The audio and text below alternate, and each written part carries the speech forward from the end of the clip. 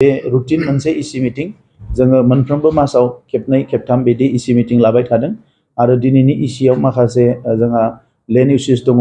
गोदान गोदान जोङो माखासे हाबाफारि लागोन जेरै ब्रिक्स होननानै मोनसे Bodoland industrial rural industrial centre जों गायसननो नागिरदों जेरावनोखि रोजा रोजा लाइमोनफ्रा एबा जोंनि माखासे बायदिसिना थाखोनि सुबुंफ्रा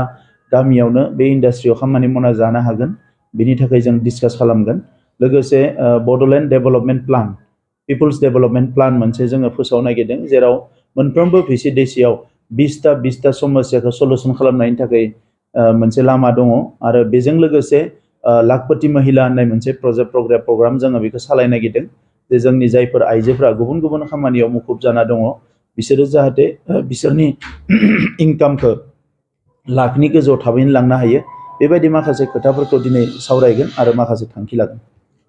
बेखार लाइमोनफोरनो 5,000 जोंनि अनसाय बिथांखि गियान सोरां बिथांखि अनसाय बिथांखि बेफोर बिथांखिफोरा जोंहा सोलिगासिनो दङ आरो अनसाय बिथांखिनि गेजेरजों 9,200 फेमिलिया 5,000 करि मोनो आरो गियान सोरां बिथांखिनि गेजेरजों 9,200 फरायसाफ्रा 5,000 करि बेवहाय मदद मोनो दा बे प्रजेक्टआ कन्टिनिउ सोलिबाय थागोन आरो दिनै जोङो मोनसे प्रजेक्ट आरोबाव लाबोनो सानदों बेयो जाहैबाय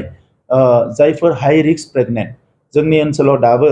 माखासे प्रेगनेन्ट आइजोफ्रा प्रेगनेन्टनि समाव बिथांमोना जिउ गारनो गोनां जायो आरो जि गथ' गोरलै जोनोम होनो गोनां बे खुदियायाबो जिउ गारनो गोनां जायो बेखौ नोजोर बोनानै जोङो आइ अनसाय बिथांखि दिनै जों सावरायगोन आरो हयथ' दिनैनि इसियावनो जों बेखौ पास खालामगोन आरो बिनि गेजेरजों जे जायफोर गोरबोआव थानाय आइजो जायफोरखौ हाई रिस्क होननानै गभर्नमेन्टनि हेल्थ डिपार्टमेन्टआ आइडेन्टिफाइ खालामो बिसोरनो जोङो मासाव 1,000 करि होनाय जागोन जायफोर बिपिएल फेमिलिनि आरो हाई रिस्क माने वुमेन आरो बिथांमोना 6 मास जोनोम जानायनि सिगाङाव आरो 4 मास जोनोम जानायनि उनाव गथ'खौ केयार लानो थाखाय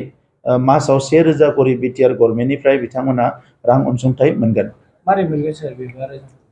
बेखौ एकाउन्ट खुलिनाय जागोन जेब्ला सासे आइजोखौ प्रेगनेन्ट आइजोखौ हेल्थ डिपार्टमेन्टआ हाई रिस्क होननानै फोसावगोन आरो बियो गोरिब न'खरनि जागोन अब्ला बिनि सायाव जोङो एकाउन्ट खुलिनानै मासे मासे बिनि एकाउन्ट्सआव बे फैसाया थांगोन आरो बिथांमोना कम्पालसरि इन्स्टिटिउसनेल डेलिभारि जानांगोन मानोना गोबां जोंनियाव दाबो गामि गफायाव बायदिसिना अजा बेजा नायनानै मालाबा आइजोफ्रा